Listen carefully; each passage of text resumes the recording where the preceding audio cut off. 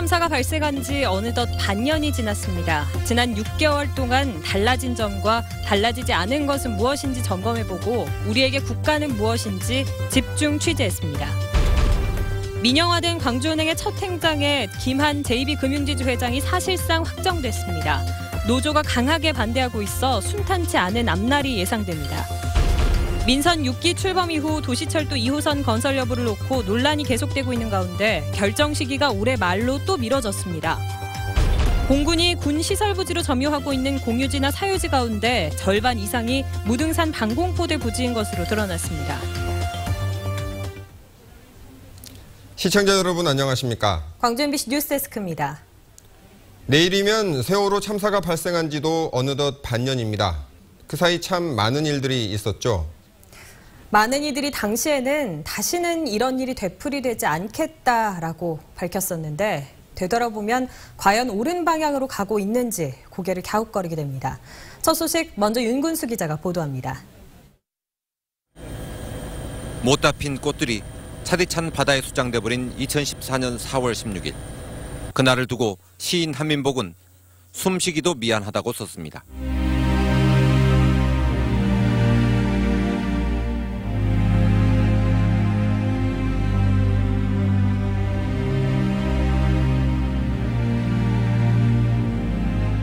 비단 그뿐이었겠습니까? 많은 국민들이 마치 제 자식을 잃은 양 아파했습니다.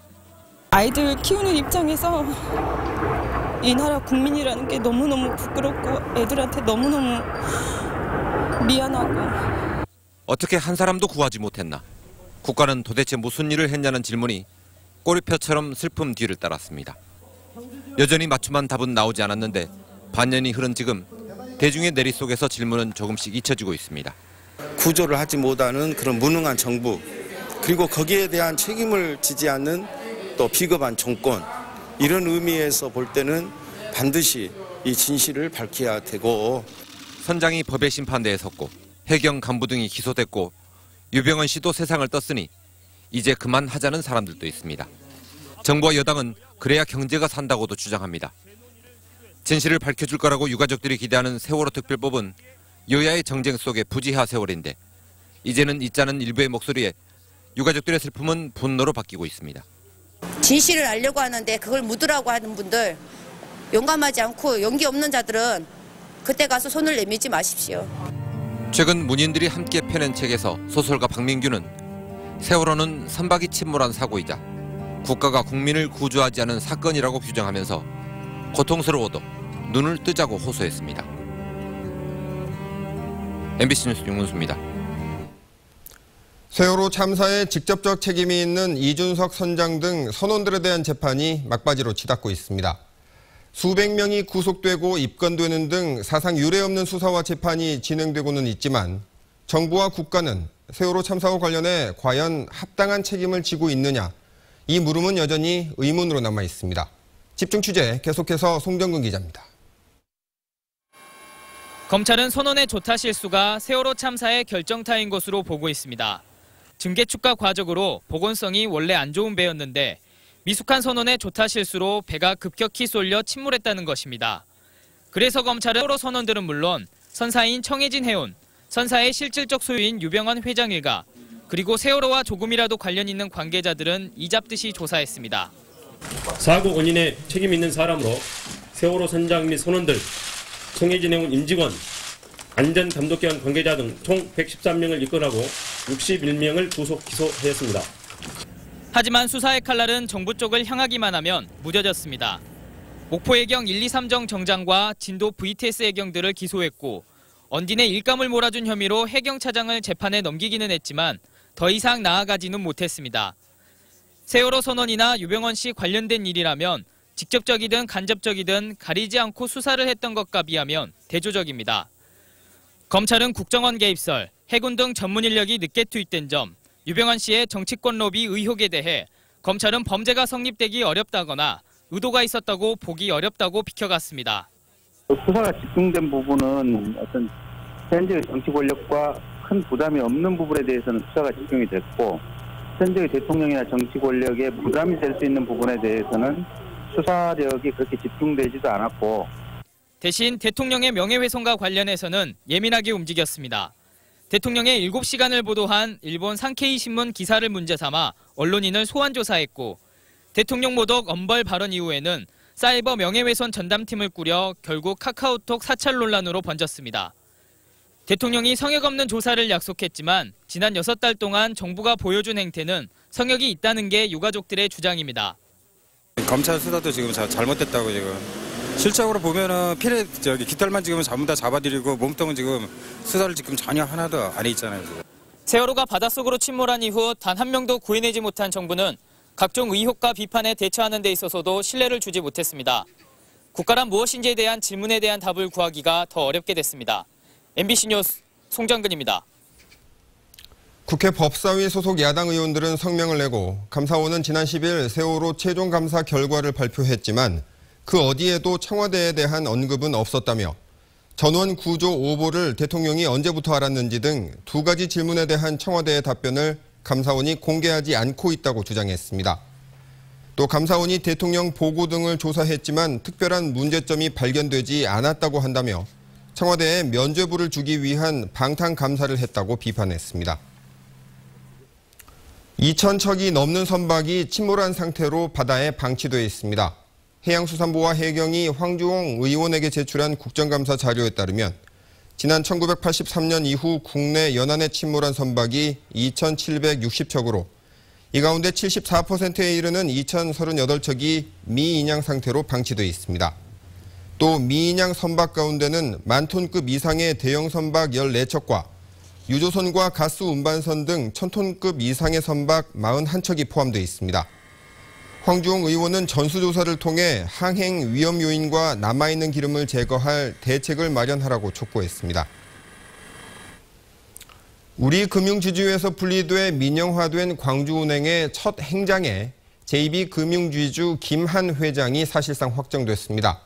하지만 노조가 거세게 반발하며 출근 저지 투쟁도 불사하기로 해 앞날이 순탄치만은 않을 것 같습니다. 이재원 기자입니다. 광주은행 이사회가 김한 JB금융지주 회장을 차기 광주은행장으로 의결했습니다. 그리고 다음 달 26일 임시 주주총회를 소집해 김한 행장의 선임을 최종 확정짓기로 했습니다. 김 행장은 JB금융의 대주주인 삼양그룹 창업자의 손자로 지난 2010년부터 전북은행을 이끌어왔습니다. 자행 출신 은행장 선임을 요구하며 한 달째 천막 농성을 벌이고 있는 노조는 즉각 반발하고 나섰습니다. 경우에 따라서는 출근 저지, 주총 저지 등을 통해서 우리의 의지들을 표현하고 관철시킬 예정입니다. 지역 시민 사회단체와 노동계 등도 아쉬움을 나타내고 있습니다. JB금융의 광주은행 인수에 대한 부정적인 정서나 반발을 누그러뜨릴 수 있는 장기 발전 전략과 비전이 나오지 않은 가운데 행장 취임에만 속도를 내는 것 아니냐는 반응입니다.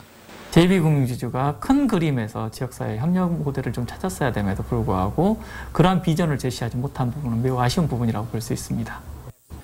이런 가운데 윤장현 광주시장이 광주은행의 시금고 지정을 재검토할 수 있음을 시사한 점도 신임 김한 행장에게는 부담으로 작용하고 있습니다. 광주은행의 새 쥐자로 지역사회의 첫 발을 내딛는 김한 행장이 노조의 반발과 지역사회의 우려를 어떻게 잠재울 수 있을지 주목됩니다. MBC 뉴스 이재환입니다.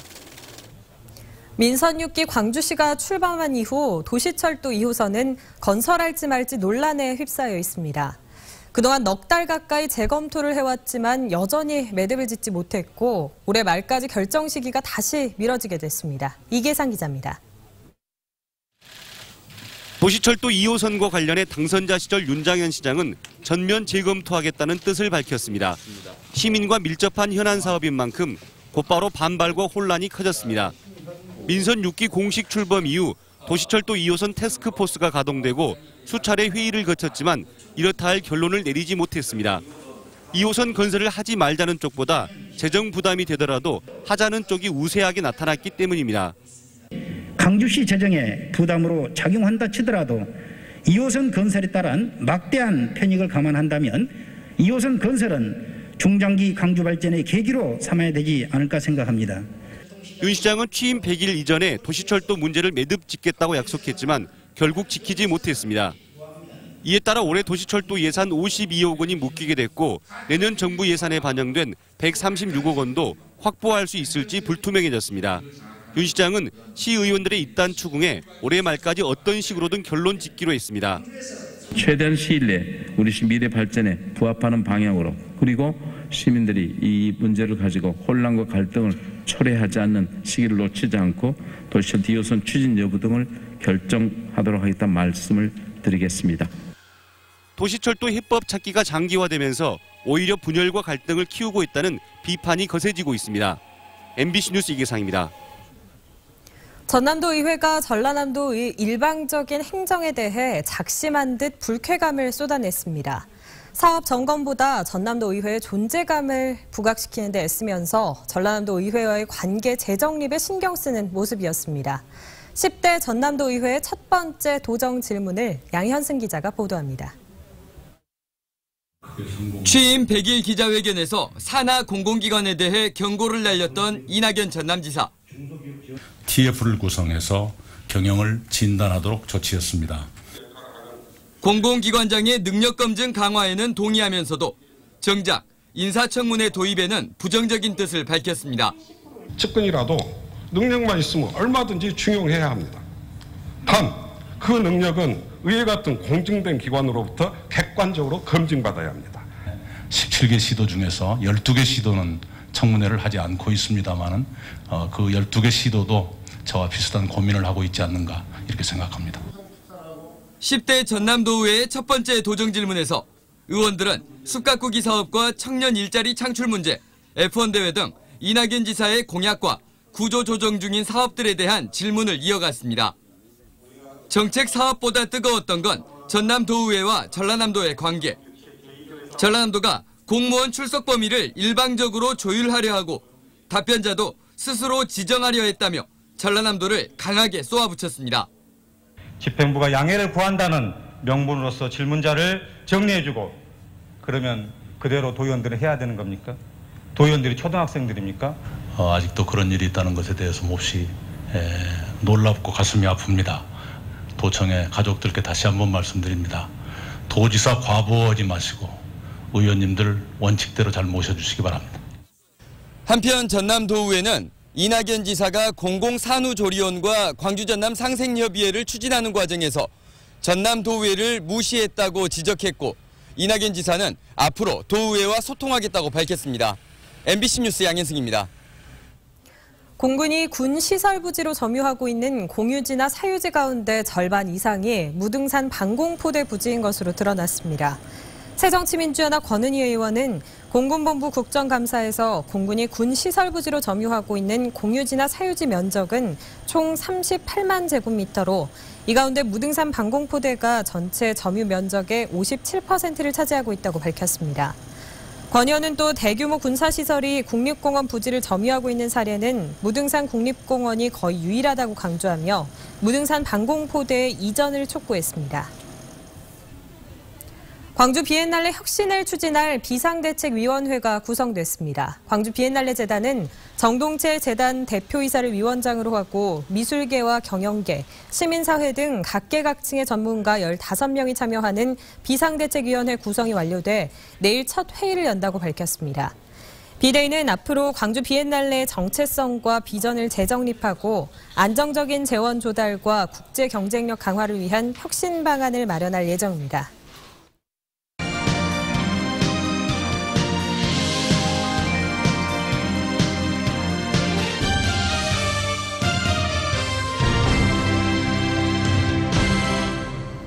학교 비정규직 노조가 광주시 교육청 앞에서 기자회견을 열고 노조와의 합의 이행하라고 촉구했습니다. 학교 비정규직 노조는 시교육청이 비정규직 근로자들의 처우 개선에 합의했는데도 주무부서에서 노사 간의 합의를 무시하고 있다고 주장했습니다.